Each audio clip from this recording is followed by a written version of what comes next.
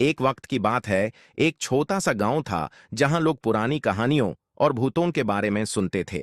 गांव के किनारे एक पुराना हवेली थी जो काफी समय से खाली पड़ी थी। गांव वालों का कहना था कि वहां एक भटकती रूह रहती है जो किसी भी शख्स को अपनी जान से मार डालती थी। एक दिन एक जवान लड़का जो अपने दोस्तों के साथ दिखावा करने आया था ने डिसाइड किया कि वो हवेली का तजुर्बा करेगा। उस लड़के का नाम अर्जुन था। उसने अपनी दोस्त सीमा को बताया और उससे कहा कि वो उससे मिलने के लिए हवेली आएगी। सीमा ने अर्जुन को समझाया कि हवेली के बारे में ऐसे भी पुरानी कहानियां हैं, लेकिन अर्जुन अपनी बात पर जिद्दी था। रात को जब सब कुछ साइलेंट हो गया, अर्जुन और सीमा हवेली की तरफ चल पड़े। जैसे ही उन्होंने हवेली का दरवाजा खोला, एक ठंडी हवा का झटका लगा। अंधेरों में एक अजीब सी खामोशी थी।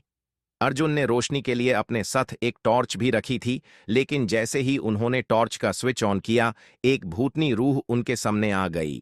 उसकी आंखों में एक घाम और दाढ़ था।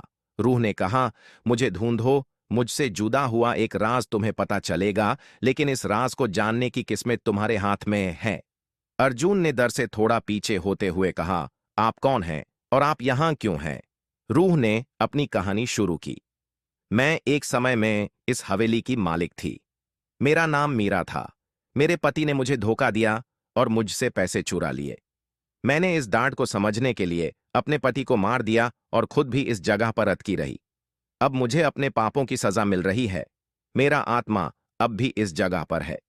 सीमा ने कहा, तो क्या हमें कुछ करना होगा? अर्जुन ने रूह से कहा, तुम दोनों को मेरी मदद चाहिए होगी मुझे मुक्ति दिलाने के लिए।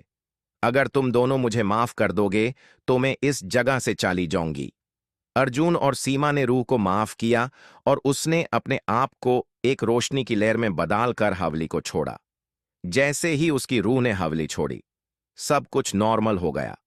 अर्जुन और सीमा को समझ में आया कि कभी भी किसी की तकलीफ और दर्द को अपने दिल से समझना जरूरी होता है, क्योंकि कभी कभी हमें अपनी पुरानी कहानियों को समझकर उनका समाधान करना पड़ता है।